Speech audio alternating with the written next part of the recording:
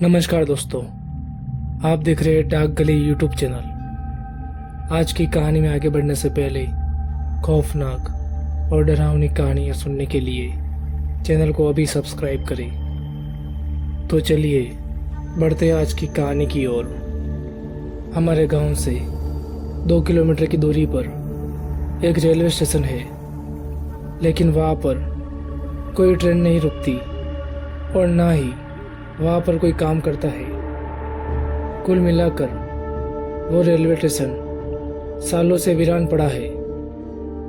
लोगों का कहना है कि उस स्टेशन पर भूत प्रेतों का अड्डा है, लेकिन मैंने कभी भी वहाँ पर कुछ भी अजीब नहीं पाया। वैसे भी उस रेलवे स्टेशन के रास्ते पर मेरा आना जाना बहुत ही कम होता है। एक बार मैं अपने मामा के घर से लौट रहा था और मैं उसी स्टेशन के पीछे वाले रास्ते से गुजर रहा था। मैंने देखा कि वहाँ पर एक ट्रेन रुकी हुई है। यह देखकर मुझे अपनी आंखों पर विश्वास नहीं हुआ। मैं उत्सुक होकर घर जाने की बजाय उस स्टेशन में घुस गया। मैं स्टेशन में दाखिल हुआ तो मैंने देखा कि सच में प्लेटफॉर्म नंबर 2 पर एक ट्रेन रुकी हुई है। उस वक्त स्टेशन पर कोई भी नहीं था, यहाँ तक कि ट्रेन के सभी दरवाजे और खिड़कियां भी बंद थी। फिर अचानक पता नहीं कैसे मुझे घबराहट सी होने लगी और मुझे महसूस होने लगा कि मेरे यहाँ से निकल जाने में ही मेरी भलाई है। मैं पीछे मुड़ा और स्टेशन के एग्जिट गेट की तरफ जाने लगा। मैं स्टेशन से बाहर जाने ही वाला था, तभी मुझे किसी ने पीछे से आवाज दी, ए लड़के तुम रुको। मैं थोड़ा चौंक गया। मैंने पीछे मुड़कर देखा तो वहां पर एक टीटी खड़ा था। तब मैंने टीटी से कहा कि क्या हुआ सर, क्या बात है? तो टीटी ने कहा कि तुम बिना टिकट दिए कहाँ पर जा रहे हो? तो मैंने उनसे कहा कि सर आप गलत समझ रहे हैं, मैं तो सिर्फ यहाँ से यूं ही गुजर रहा था। मैंने इतना कहा ही था, तभी वो टीटी एकदम मुझ पर गुस्सा हो गया और कहा कि तुम जैसे बिना टिकट के सफ़र करने वालों को मैं अच्छी तरह से पहचानता हूँ। चुपचाप फाइन भर दो, नहीं तो तुम्हारे लिए अच्छा नहीं होगा। मैंने कहा, अरे सर आप मेरी बात पर विश्वास कीजिए, मैं तो सिर्फ यहाँ पर ऐसे ही आ गया था। इतना कहते ही वो टीटी मेरे एकदम करीब आ गया और मेरा हाथ पकड़कर मुझे अपने साथ कहीं ले जाने लगा। जब उसने मेरा हाथ पकड़ा तो मुझे महसूस हुआ कि उसका हाथ बर्फ की तरह ठंडा है। मैं पूरा जोर लगा रहा था, फिर भी मैं उस टीटी को रोक नहीं पा रहा था। उस टीटी में बहुत ताकत थी। वो टीटी मुझे खींचते हुए रेलवे स्टेशन के उस रूम में लेकर चला गया जहाँ पर पूरी तरह से अंधेरा हो रखा था। उस रूम में बहुत ही अजीब बदबू आ रही थी। उस टीटी ने मुझे वहां पर जोर से नीचे पटक दिया और वहां से चला गया। उसके जाते ही मैं उस रूम से बाहर निकला तो मैंने देखा कि स्टेशन पर काफी लोग घूम रहे थे। उन लोगों को देखकर मुझ में थोड़ी सी हिम्मत आई। मैं तुरंत स्टेशन के बाहर निकलने के लिए स्टेशन के एग्जिट गेट की तरफ भागा।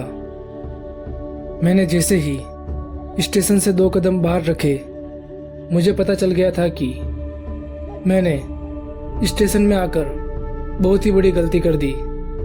दरअसल मैं एग्जिट गेट से बाहर निकला था, लेकिन मैं फिर से स्टेशन के उसी रूम के बाहर आ गया था जहां पर टीटी ने मुझे फेंक दिया था। यह सब देखकर मैं बहुत ही ज़्यादा घबरा गया था। स्टेशन पर काफ़ी लोग घूम रहे थे और वो ट्रेन अभी भी प्लेटफॉर्म पर ही खड़ी थी। मैंने प्लेटफॉर्म पर घूमते हुए लोगों को ध्यान से देखा तो मैंने पाया कि वो लोग चुपचाप नीचे मुंडी करके स्टेशन पर भटक रहे थे। जब मैंने एक आदमी से बात करना चाहा और मैं उसके पास गया तो उसके पास जाते ही मैं ठंड से जम सा गया, जिसकी वजह से दोबारा मेरी कुछ पूछने की हिम्मत नहीं हुई। तभी एक बोगी का दरवाज़ा खुला और उसमें से आवाज़ आई, जल्दी से यहाँ पर आ जाओ। और मैं उसकी तरफ जाने लगा।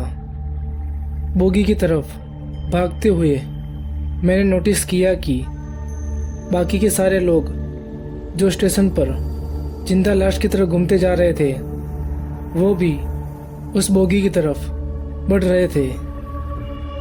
तभी उस बोगी के दरवाजे पर एक आदमी आया और कहा कि जल्दी से आ जाओ। उसकी बात सुनते ही मैं अपनी पूरी जान लगाकर भागने लगा और जैसे तैसे मैं बोगी में चढ़ गया। मेरे बोगी में चढ़ते ही उस आदमी ने ट्रेन का दरवाज़ा बंद कर दिया। गेट बंद करते ही बाकी सारे लोग ट्रेन में चढ़ने के लिए जोर जोर से बाहर से दरवाज़ा पीट रहे थे। उन लोगों की अजीब सी चिल्लाने की आवाज़ से मेरे कान के पर्दे फटे जा रहे थे और मेरी रूह कांप उठी थी। तभी ट्रेन स्टेशन से निकली। स्टेशन छोड़ते ही बाहर से आने वाली सब आवाज़ें भी बंद हो चुकी थी। अब मुझे माहौल थोड़ा सामान्य लग रहा था। कुछ देर बाद उस आदमी ने कहा कि शायद तुम जानते नहीं हो, आधी रात को इस स्टेशन पर आने पर मौत पक्की होती है।